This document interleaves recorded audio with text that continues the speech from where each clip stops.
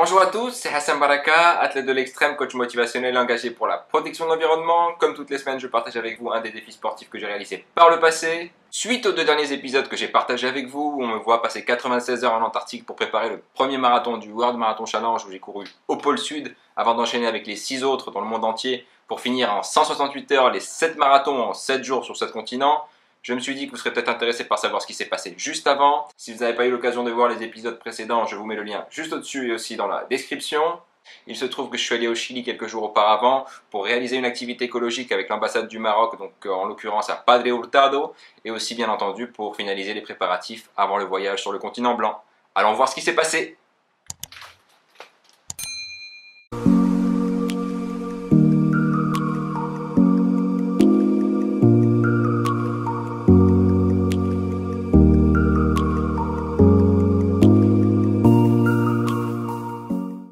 Voilà, prêt pour le grand défi, dans quelques jours au pôle Sud. Donc je voudrais remercier tous mes partenaires et tous mes sponsors pour me soutenir pour cet événement. Et puis je vous tiendrai informé au fur et à mesure des marathons. Merci.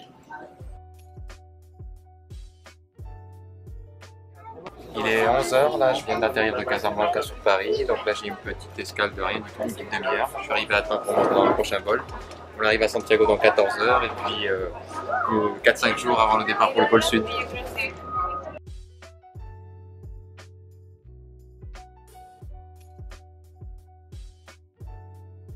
Séduit par l'idée du dépassement de soi que représentait cette rude et audacieuse épreuve du World Marathon Challenge, je m'embarquais donc dans sa 2e édition. Voilà, on est le 14 janvier, donc il est 7 h du matin à Santiago du Chili. Donc là je sors de ma chambre d'hôtel pour aller prendre le petit déjeuner. Donc comme vous le savez, les premiers jours, je vais avoir ce luxe de pouvoir dormir on va dire dans un lit confortable. Parce qu'ensuite, lorsqu'on va enchaîner les marathons et les destinations, ça sera surtout courir en fait, et monter dans un avion, courir et monter dans un avion, enchaîner le tout. Et il faudra beaucoup gérer ce manque de sommeil et cette fatigue physique. Et bien que la compétition devait débuter le 23 janvier 2016 à partir de l'Antarctique, je me suis déplacé au Chili dès le 12 janvier dans le but d'organiser avec notre ambassade à Santiago des activités écologiques. Arrivé donc au centre culturel de Padre Hurtado.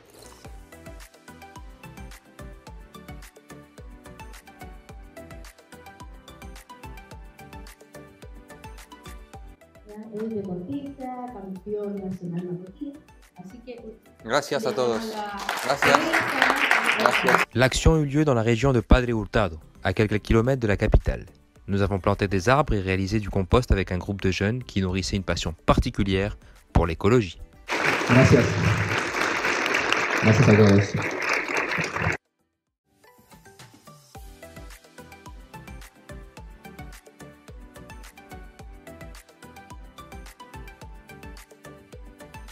L'accueil fut très chaleureux. Je tiens à rendre hommage à toute l'équipe de notre représentation diplomatique, ainsi qu'à l'équipe encadrante du centre culturel de Padre Hurtado.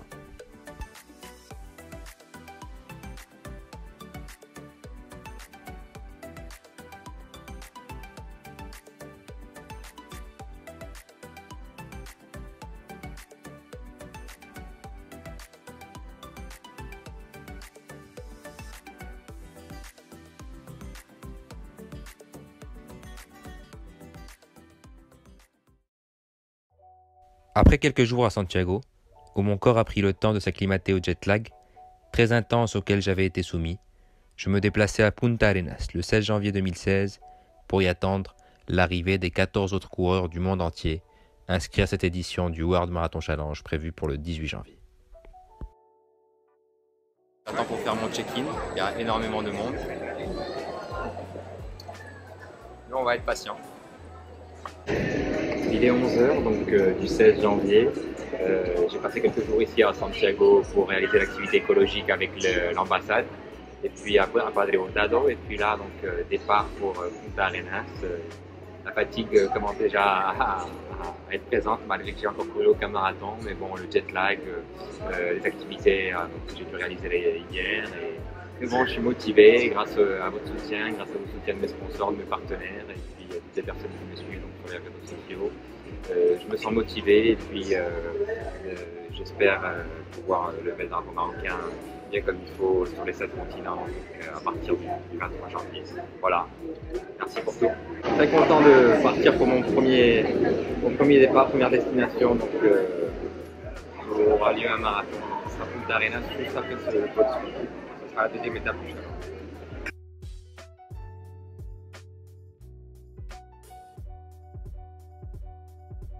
Voilà, plus que quelques minutes avant d'embarquer pour Punta Arenas. J'ai vraiment envie d'arriver et de commencer ce super challenge. Deuxième, donc après les Moroccan Survival Awards, maintenant les Moroccan Awards.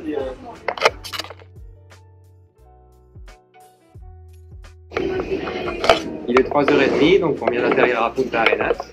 Donc je vais essayer d'aller à l'hôtel, essayer vite fait de me changer pour, on va dire, faire une petite séance maintenant avec la fatigue. Et puis après, bon, une petite sieste et préparer les affaires pour le pôle sud.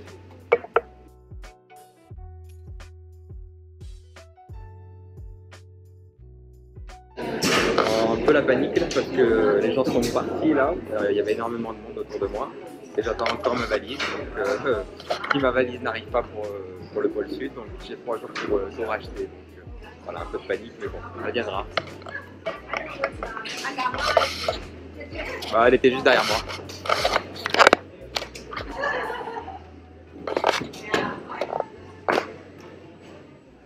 Donc c'est bon, on est prêt à partir. Le vent est assez fort. Presta un poquito la ayuda. No, no, sí,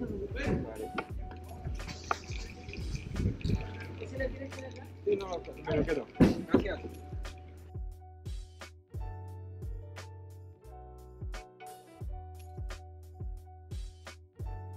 Durant mon déplacement vers l'hôtel, je pensais encore au chaleureux accueil que l'ambassade du Maroc m'avait réservé et j'avais encore plein les yeux des images de l'activité réalisée avec les enfants à Padre Hurtado.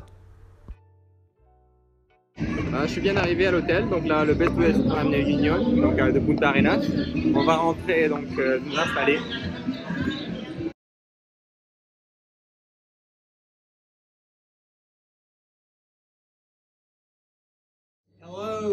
Hello, how are you? Where are you going? We're going downstairs.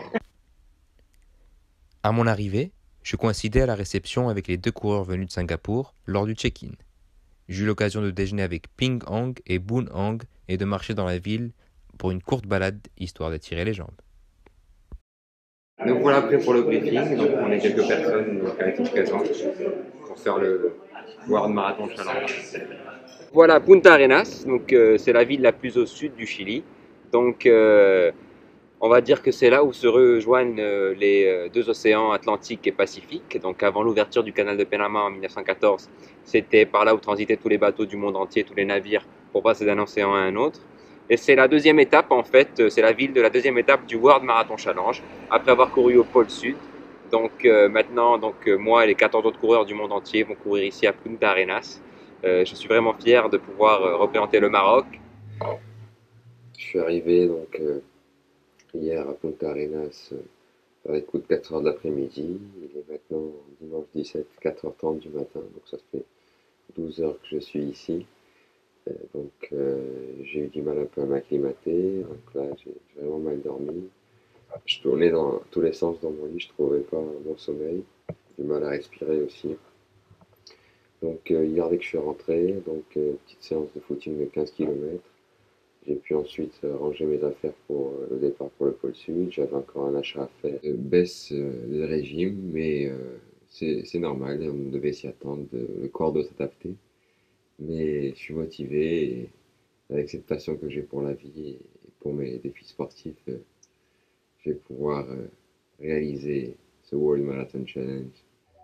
Les premières heures de mon séjour à Punta Arenas, je les ai consacrées à chercher dans les magasins spécialisés l'équipement adapté au froid dont je devais me munir pour le premier marathon de ce long défi qui devait se dérouler au pôle sud.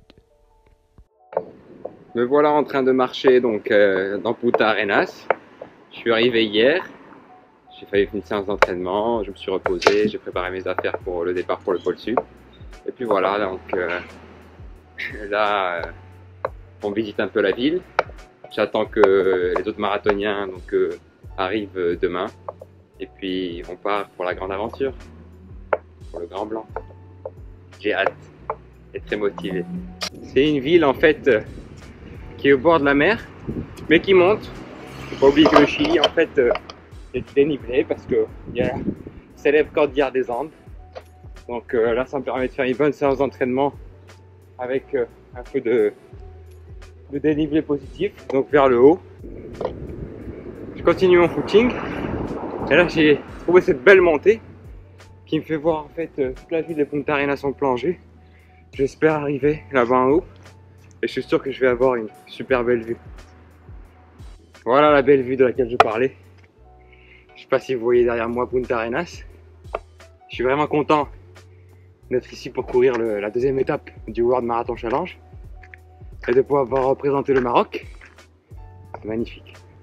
Malgré qu'on soit un peu fatigué, donc ça nous donne toujours des forces de découvrir le monde et d'échanger donc avec les locaux et découvrir de nouveaux horizons.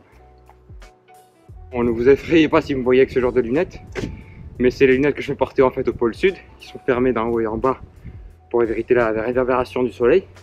Et malgré qu'on a l'impression qu'il n'y avait pas de soleil et qu'il y a énormément de nuages, on sent beaucoup la forte lumière.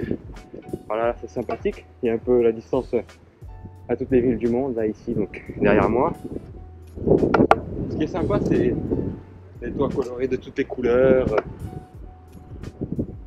Rouge, vert, jaune, orange.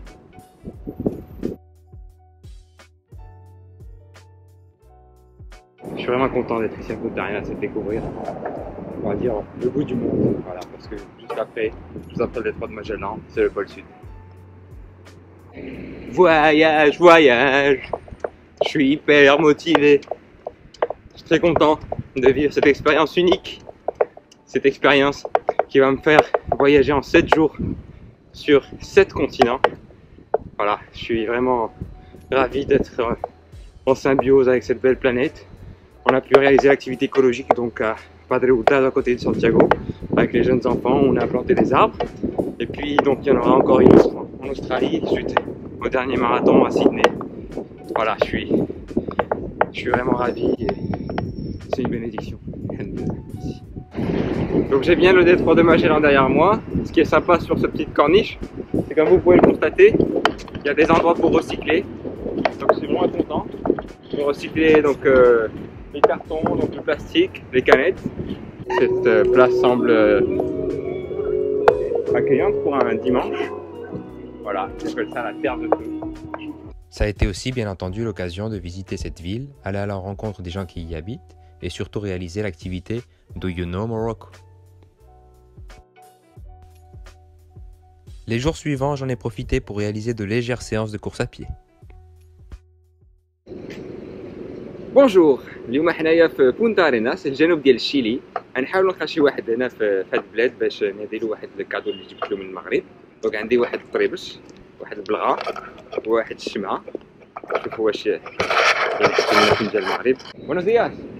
Hola, ¿qué tal? Me llamo Hassan Baraka. Me presento.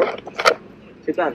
¿Bien? Hola. Sí, mire, vengo de un país de la bandera es la que veis aquí atrás. Quiero saber si sabéis dónde está Marruecos. Marruecos.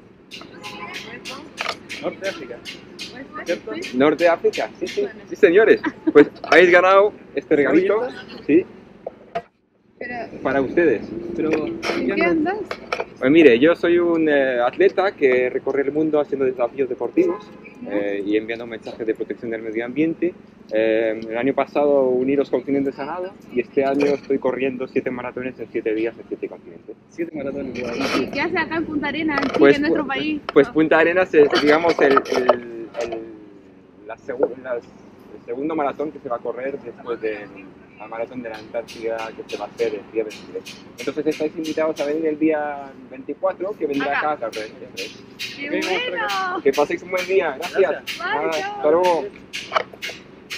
Voilà, je suis content, donc ils ont bien pu situer le Maroc sur le map-monde, donc ils m'ont dit que c'était au nord de l'Afrique, et voilà, content de représenter donc, mon pays et de continuer à faire le tour du monde pour pouvoir le promouvoir. Dès le 18 janvier, je changeais d'hôtel. Je quittais Finisterrae, où j'avais été hébergé, pris en charge par un de mes partenaires, en attendant de me retrouver avec les autres participants à l'hôtel Diego de Almagro. Dès le 19 janvier, nous avons eu un briefing matinal à l'Antarctic Logistics and Expedition, l'agence internationale qui s'occupe des expéditions au pôle Sud. Il s'agissait de nous donner des indications et les directives sur la manière de se comporter dans un milieu aussi inhospitalier que le désert blanc du 6e continent. On arrive donc à l'endroit où ils vont nous faire un briefing pour le départ pour le pôle Sud. Ouais, toute l'équipe. Come on, come in, come in. Come in everybody. Nous étions au total 15 participants venus de 6 pays différents. Demelza et James Alderson, Heather Hawkins qui venait d'Australie, Sarah Ames et Stefan Oman qui venaient d'Allemagne, Daniel Kartika, Patrick Fallon, Robert Weeks, Callum Ram et Becca Pizzi qui venaient des États-Unis, et enfin Masao Maki et Yusuki Mamada qui venaient du Japon. Donc nous voilà ici pour le départ on va dire le briefing des organisateurs qui nous emmènent vers le pôle Sud. Ils sont accrochés sur nos billets d'avion. Où est-ce que je suis? Our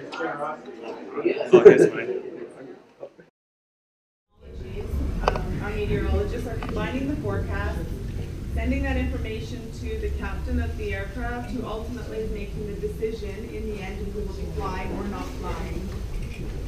If we leave tonight, it would be somewhere between 8 and midnight. Lors du briefing, l'ambiance était assez détendue et conviviale. Même si on sentait un peu de stress au fond de chacun d'entre nous, il s'agissait pour la plupart d'une première expérience dans un endroit qui impose de respect et inspire crainte et inquiétude. C'est un territoire tellement rude que seule une espèce de moustique sans aile arrive à survivre pendant l'hiver. Alors en train de peser ma valise avant le départ pour le pôle Sud. Après le briefing, nous étions invités à tester les vêtements que nous porterions là-bas, pour vérifier que tout était en ordre. À nous voir, on aurait dit des cosmonautes. Personnellement, voyant que l'organisation était rodée, je me sentais rassuré de savoir que nous avions une équipe de professionnels à nos côtés. Mais les dés n'étaient pas encore jetés. Encore fallait-il tenir compte des aléas climatiques et attendre que les conditions soient optimales pour pouvoir survoler et atterrir au pôle Sud. Le fait que nous étions tributaires du climat fut la raison qui imposait de commencer par ce marathon. Une fois celui-ci commencé, le compte à rebours des 168 heures démarrait, et il ne restait plus qu'à réussir le pari fou d'enchaîner les avions de ligne, avec les difficultés de réservation et de respect des horaires que cela implique, ainsi que les marathons programmés sur le reste des continents.